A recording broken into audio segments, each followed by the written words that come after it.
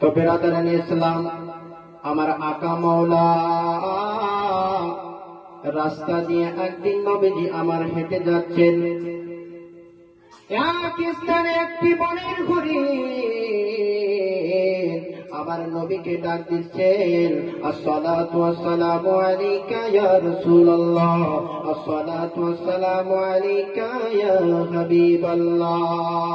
হরিণী যখন নবীকে ডাক দিলেন, এবার নবীজি আমার কিন্তু গেলেন। যাওয়ার পরে হরিণী বলতেছে, নবী গো, আমি এই পাহাড়ের নিচে আমি চড়ার জন্য এসেছিলাম। শিকারী আমায় ধরে নিয়েছে।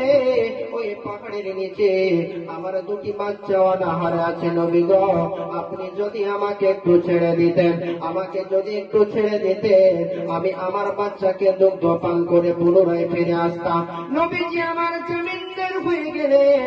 জমিনদার হয়ে যাওয়ার পরে এদের কিন্তু বেরাদার ওই বাচ্চার জন্য হরিণ ছুটে চলে গেল। নবীজি আমার জমিনদার থেকে গেলেন, কারণ নবী হচ্ছেন আমার রহমাতাল লিল আলামিন নবী। এবার ওই হরিণী চলে যাওয়ার পরে এবার বাচ্চাদেরকে বলতেছে, ও আমার বাচ্চারা, তাড়াতাড়ি দুগ্ধ পান করে নাও, কারণ আমি তোমাদেরকে জনমের মতন দুগ্ধ পান করিয়ে চলে যাব, আর তোমার মাকে পাবে না। হরিণের বাচ্চারা বলতেছে, কেন গো মা, কেন, কি কারণ বলো?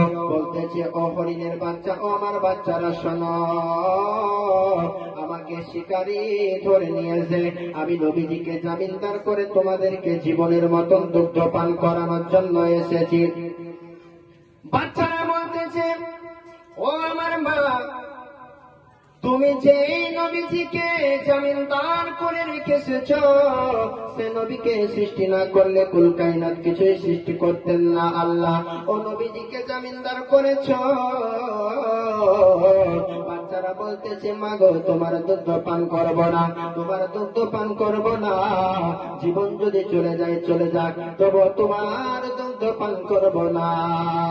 এবার বেরাদারান ইসলাম, ওই ইহুদি ব্যক্তি নবীজির কাছে আসলেন।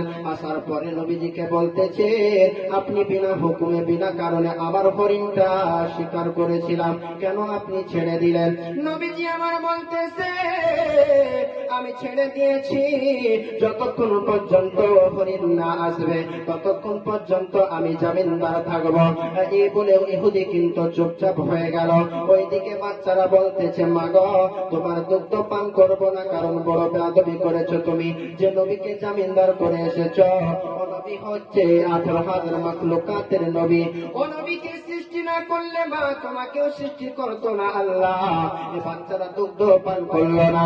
এবার কিন্তু ওই হরিণী তার বাচ্চাদেরকে নিয়ে এবার পুনরায় চলতে লাগলো বেরাদার। যাওয়ার পরে ইহুদি কিন্তু দণ্ডায়মান অবস্থায় দাঁড়িয়ে আছে।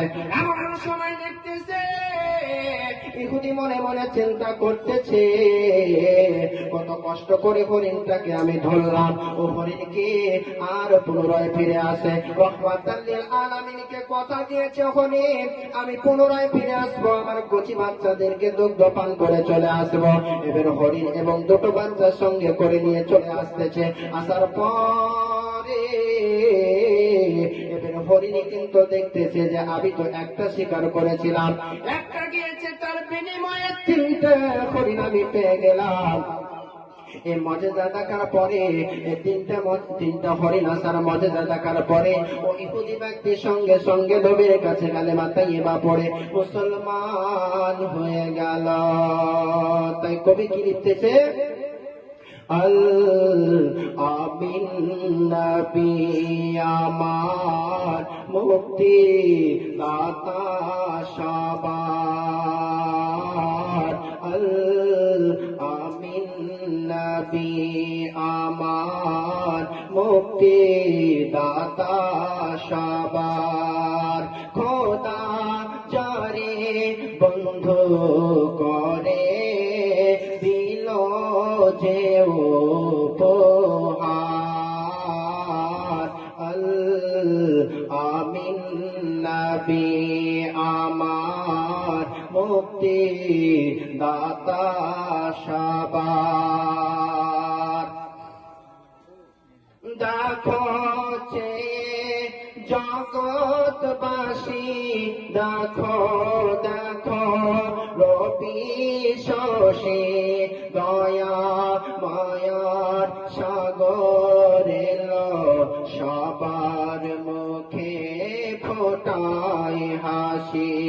দেখো চেয়ে জগৎবাসী, দেখো দেখো রবি শশী, দয়া মায়ার সাগর এলো, সবার মুখে ফোটা হাসি। নেমে এলো ফেরেশতারা, দেখে হলো আত্মহারা। নেমে এলো ফেরেশতারা, দেখে হলো আত্মহারা। হয়নি এমন হবে না আর, হয়নি এমন হবে না আর, মোহাম্মদ নাম যাহার। আল আমিন নবী আমার, মুক্তিদাতা সবার। পথের